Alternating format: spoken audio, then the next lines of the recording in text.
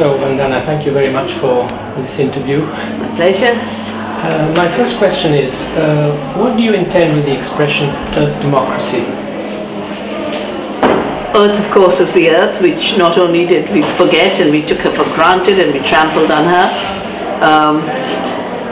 but we are part of the earth, because part of 200 years of the fossil fuel civilization and with it the rise of industrialism has created a worldview that we are separate from nature, we are outside her limits don't count, we can always transcend them, and most importantly, that nature is dead and she's inert, and dead matter just for raw material for industry. So Earth, as a living system, our extended family, is what Earth means for me. And democracy is, the original meaning of democracy is about freedom and participation. It comes from the Athenian understanding. Of course they left a few people out, but we don't have to leave anyone out. And what has happened is, under the influence of the same structures that have declared war against the earth, those same structures have hijacked democracy. And representative democracy, which was supposed to be of the people, by the people, for the people, is now of the 1% and the corporations, and by the 1% and for the 1%. And the only way we can correct this is transcending our own humanity, and that means understanding we're part of the earth. That gives us more power, it gives us more purpose. So earth democracy is the democracy of life, is a democracy in everyday life, it's the power of every person to be exercised in participation. And a way of gaining knowledge of the earth is also through science. When you were in France last year, you made a clear distinction between science and techno-science. The latter being, above all, responsible for the development of GMOs and chemical fertilizers, etc., whereas agroecology is, in a way, a true science. Perhaps you would like to elaborate on this? Well, I'm a scientist, science is my passion, science means to know. And any person who knows is a scientist in that sense. So a peasant is a scientist of a different kind. Science has got distorted again for the same structures that denied the earth her life, her intelligence, and appropriated and extracted the resources and wealth from nature and society. Those same structures distorted science from being the seeking of knowledge to being the domination of one kind of knowing, a mechanistic reductionist knowing which is necessary for conquest and exploitation, and those who have that kind of knowledge to facilitate exploitation of the earth are then called the scientists in a social construction. Now, a social category of knowers doesn't make an epistemological category of knowers. In fact, the more you look at it, those who are practicing chemical farming, pushing glyphosates, pushing GMOs, do they know the soil? Do they know living systems? Do they know the biodiversity that they are destroying? Do they even know the human body and what these toxics are doing to us? No, they're floating in an ocean of ignorance. Equipped purely with... Yeah. Now, technoscience really is driven by shaping instruments of domination and control and profits. Therefore, is shaped more by the tools than the knowledge. It is also in our times where the public is rising and saying, we want to protect the bees, we want to protect the soil, we want to protect our rivers. Technoscience, which is in the control of big money, ends up becoming public relations propaganda.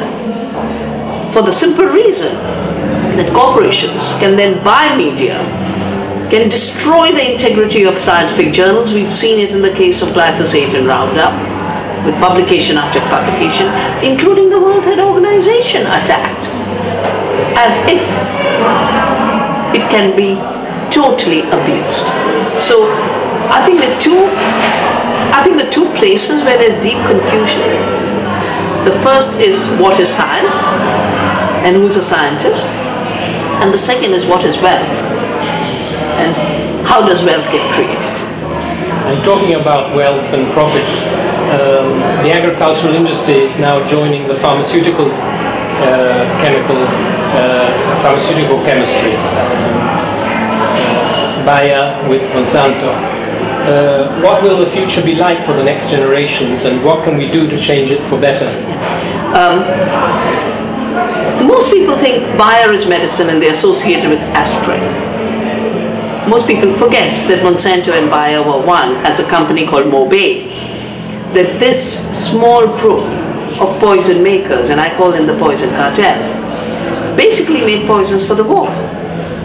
And during the wars, where there seemed to be allies on the one hand and Hitler and the others on the other, in fact, had this in common. These companies were working together and selling chemicals for both sides to kill people of every kind. So now the Bayer-Monsanto merger is not just a merger of a pharmaceutical industry with an agrochemical industry, it is a merger of a giant agrochemical and pharmaceutical industry with another giant and agrochemical industry. Because Monsanto is actually Pharmacia and is owned by Pfizer. If you look at the ownership structures, these are basically how they present themselves to the public. And at the end of the day, the actual ownership is in the hands of 4 or 5 hedge funds and investment banks, the Vanguards, the BlackRocks, who own and control about 70% now of all the corporation. What does the Bayer and Monsanto merger mean? I have just completed the input for my government's competition commission, where every lie for the merger, every line is a lie for the merger, saying Monsanto has divested from cotton.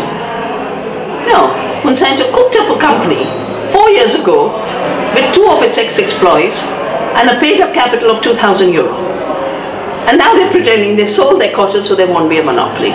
They're pretending they have abandoned Roundup-ready crops when they're spreading them illegally. So we've had a century of ecocide and genocide with these poison makers who were one to start with and are becoming one in an obvious way again. There won't be another century for future generations because the rate of the destruction they have unleashed is, first and foremost, they have hijacked laws. Monsanto tried the laws on patenting of seed.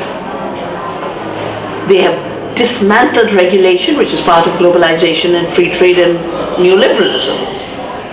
So they have pushed more toxic products in the world in the last 20 years of globalization. They've also worked on communications.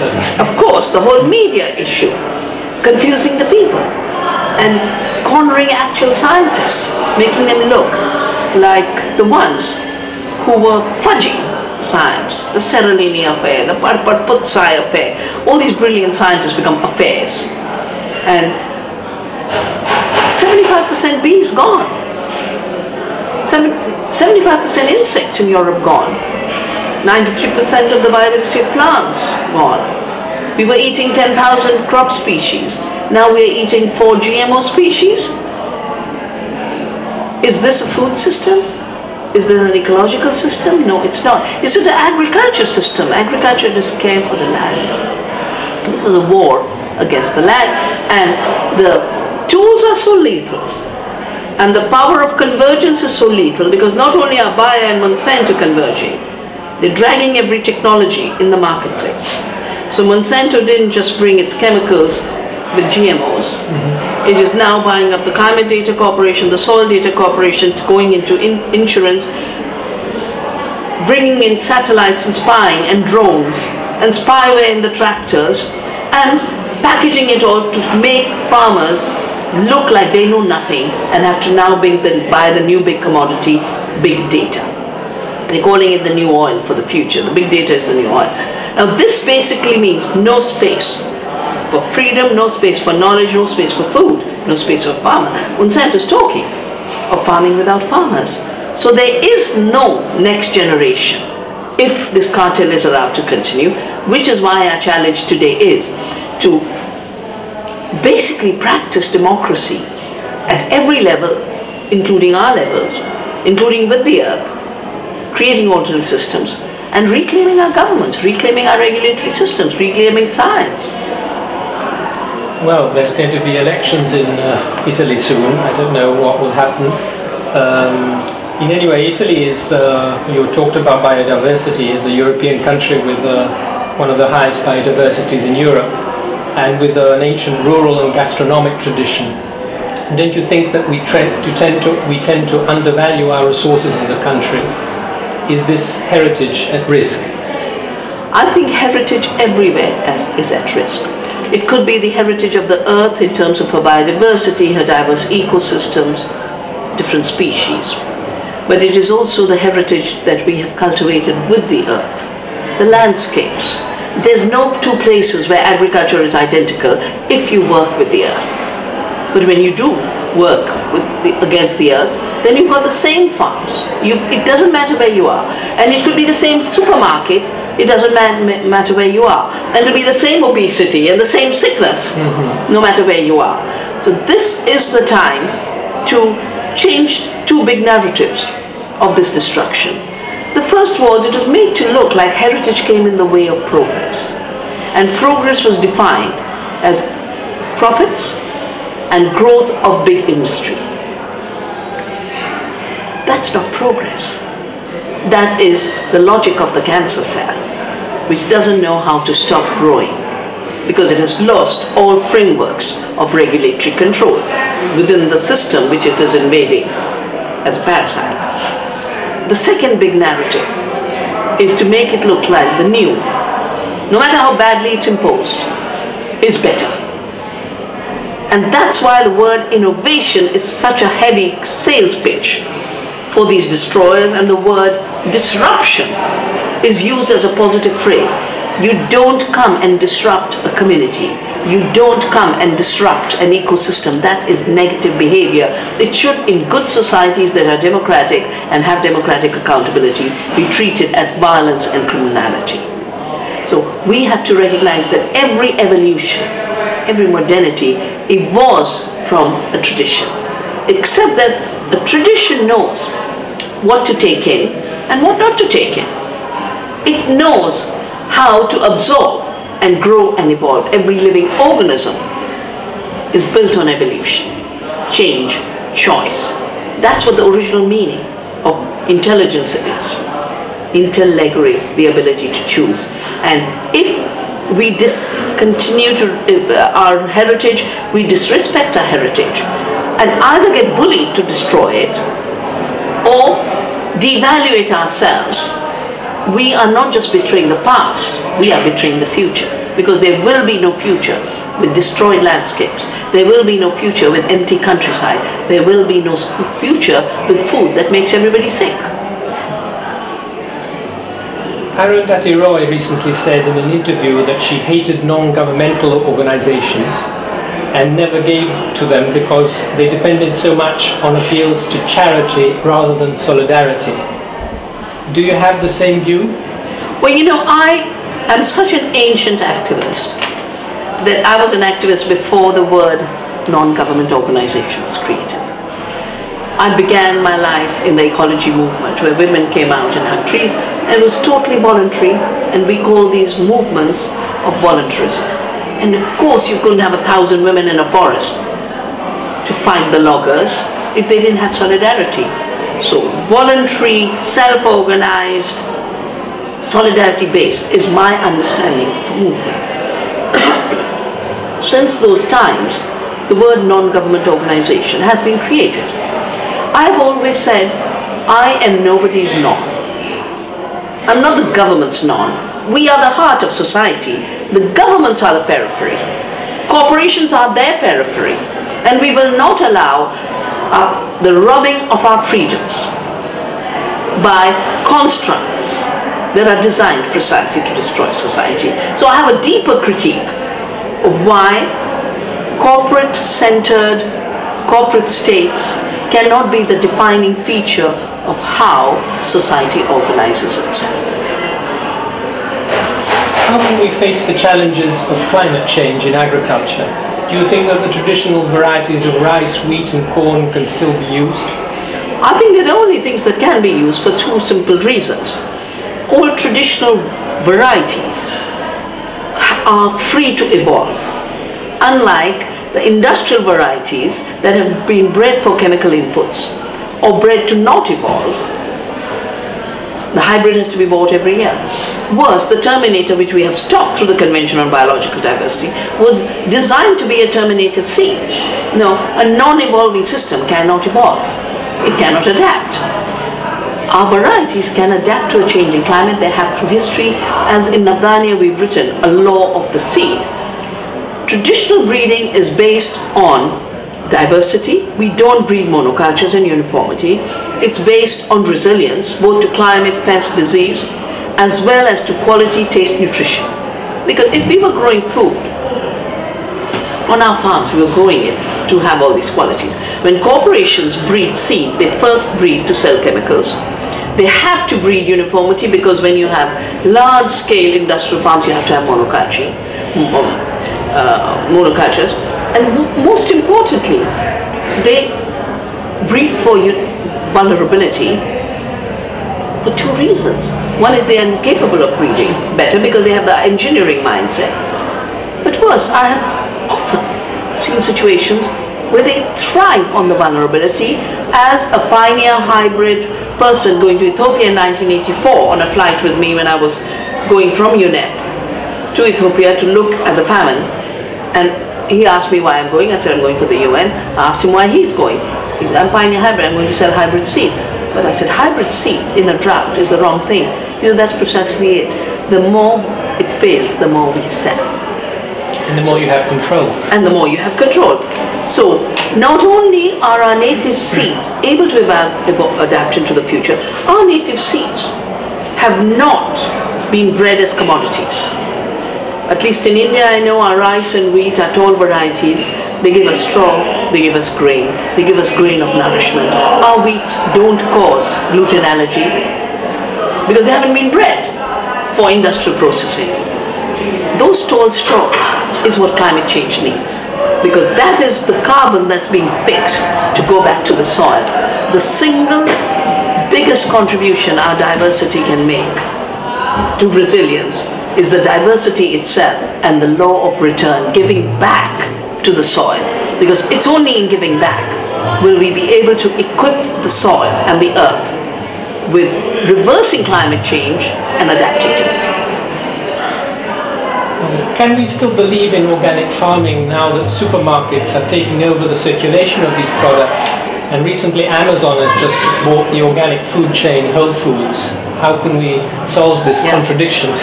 I think every problem we get into is because we forget our relationship with the earth and our relationship with each other. If we maintain that integrity, ecological farming, biofarming, organic systems can build another system that rejuvenates biodiversity, local economies, and healthy systems for the earth as well as people. When we think only in terms of a product, and we think from the mindset of being shoppers on a supermarket, then supermarkets will use it opportunistically. We will be fooled because every label will be twisted. And the result of it will be people who have money will be running helter and skelter, not knowing what's right. And the poor will be disenfranchised from any eating because the systems that have given food, systems of soup kitchens, system of India, the biggest feeding program of the government support, is part of what gets wiped out with neoliberalism, where corporations are supposed to do everything for you and governments are merely supposed to pay them so that you can buy. So if you look at it all together, the commodity solution will never be a solution.